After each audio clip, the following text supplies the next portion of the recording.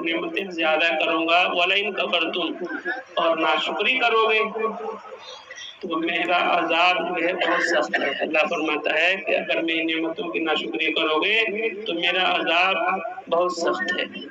حضرات، چونکہ یہ شکریہ کی محفل ہے، شکریہ ادا کرنے کی نیت سے یہ محفل سجائی گئی ہے، تو شکریہ کے تعلق سے ایک بات کی سماعت کر لیجیے۔ حضرت موسیٰ علیہ السلام اللہ رب العزت کے جلیل القدر پیغمبر ہیں۔ یہ کوہ طور پر جاتے تھے اور رب تعالیٰ سے ہم کلام ہوتے تھے، یعنی اللہ سے بات کرتے تھے۔ ایک مرتبہ کوہ طور پہ گئے تو اللہ رب العزت کا حکم ہوا کہ اے موسیٰ، کوہ طور پر آ رہے ہو تو سنبھل کر آنا۔ تو حضرت موسیٰ علیہ السلام نے سوچا کہ میں تو برابر جاتا ہوں، لیکن یہ حکم نہیں ہوتا ہے کہ سنبھل کر آنا۔ تو انہوں نے عرض کی مولا آج کیا بات ہے کہ میں سنبھل کر آؤں؟ تو حضرت موسیٰ علیہ السلام کو جواب ملا کہ اے موسیٰ، پہلے جب تم کوہ طور پر آتے تھے تو تمہارے پیچھے تمہاری ماں تمہارے لیے دعا کرتی تھی کہ مولا میرا بیٹا موسیٰ جو ہے جلالی ہے، اس کو جلال آ جاتا ہے، مولا اس پر رحم کرنا۔ لیکن اب تیری ماں نہیں رہی، اب آ رہے ہو تو سنبھل کر آنا۔ تو حضرات، ماں اور باپ دونوں کی دعائیں بھی لینا چاہیے۔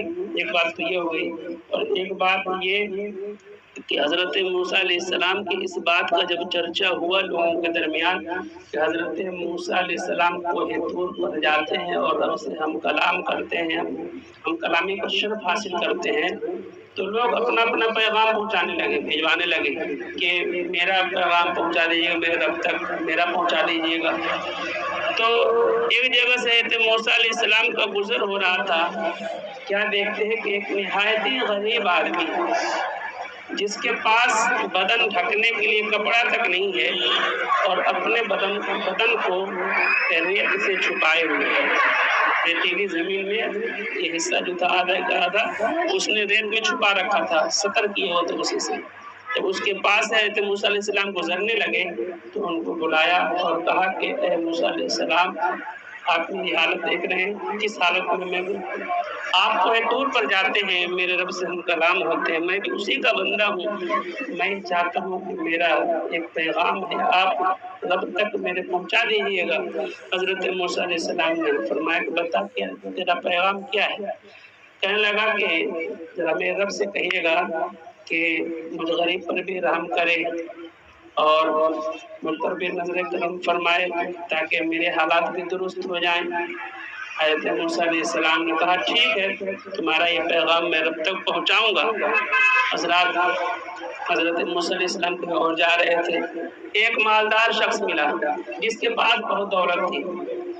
اس نے بھی جب دیکھا حضرت موسیٰ علیہ السلام کو تو سلام دعا کرنے کے بعد کہا کہ آپ میرے رب سے ہم کلام ہونے جاتے ہیں کوہ طور پر، ہم لوگ کو تو یہ شرف حاصل نہیں ہے کہ ہم اپنے رب سے بات کر سکیں، لیکن اللہ نے آپ کو یہ اعزاز بخشا ہے کہ وہ آپ سے ہم کلام ہوتا ہے، آپ جاتے ہیں، تو میرا ایک پیغام چھوٹا سا ہے، میرا بھی پیغام پہنچائیے گا۔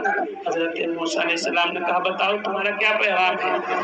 تو کہنے لگا کہ ایسا ہے کہ میرے رب سے میرا پیغام یہ پہنچا دیجیے کہ میرے رب نے مجھے جتنا دیا ہے اتنے میں بہت خوش ہوں، جتنا دیا ہے اتنے میں بہت خوش ہوں، اب اللہ تعالیٰ مجھے اس سے زیادہ دولت نہیں دے گی۔ اس نے کہا کہ میرا یہ پیغام پہنچائیے گا کہ اس سے زیادہ مجھے اب دولت نہ دے۔ حضرت موسیٰ علیہ السلام نے کہا ٹھیک ہے، تمہارا بھی پیغام پہنچاؤں گا۔ جب کوہ طور پہ پہنچے، رب سے ہم کلام ہوئے تو رب سے دونوں کا پیغام پہنچا دیا، دونوں کا پیغام رب سے سنایا۔ رب تعالیٰ نے اس غریب آدمی کے لیے فرمایا جس کے پاس کپڑا تک نہیں تھا بدن ڈھکنے کے لیے، کہا کہ اس سے جا کر کہنا کہ وہ میری نعمتوں کا شکریہ ادا کرے، میں اسے اور نعمتیں عطا کروں گا۔ जो गरीब था, बदन ढकने के लिए कपड़ा नहीं था, तो उसके लिए फरमाया कि जाकर कहना कि वो मेरी नेमतों का शुक्रिया अदा करे, मैं उसे और दूंगा। और जो मालदार था उसके लिए हुक्म फरमाया कि जाकर उससे कह देना कि अगर उसे अब नेमतें नहीं चाहिए तो मेरी नेमतों का शुक्रिया अदा करना छोड़ दे, मेरी नेमतों का शुक्रिया अदा करना छोड़ दे, मैं उसे दूंगा ही नहीं। हजरत मूसा अलैहिस्सलाम आए तो उस गरीब के पास पहुंचे जिसने अपने बदन को रेत वगैरह से ढके हुए था। उस तक पहुंचे तो वो भी बेकरार था कि आते हैं तो देखें क्या पैगाम लेकर आते हैं, अल्लाह का क्या हुक्म लेकर आते हैं। हजरत मूसा अलैहिस्सलाम जब वहाँ पहुंचे, पूछा कि क्या मेरे रब से आपने मेरा पैगाम सुनाया और मेरे रब का क्या हुक्म आया है? तो हजरत मूसा अलैहिस्सलाम ने कहा कि मैंने तेरा पैगाम जब पहुंचाया तो रब ने तुम्हें हुक्म दिया है कि तुम उसकी नेमतों का शुक्रिया अदा करो। जब उसने ये बात सुनी तो कहने लगा, ए मूसा अलैहिस्सलाम, क्या आप मेरी हालत नहीं देखते? बदन ढकने के लिए कपड़ा तक नहीं है, मैं किस बात का शुक्रिया अदा करूं? हजरात, उसके जुबान से ये जो जुमला निकला, तेज हवा का झोंका आया और वो रेत जिससे वो बदन को ढके हुए था उसको भी वो तेज झोंका लेकर उड़ा के चला गया और बिल्कुल नंगा हो गया।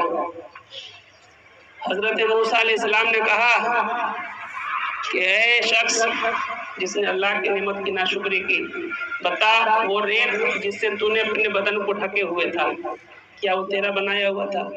क्या वो रब का बनाया हुआ नहीं था?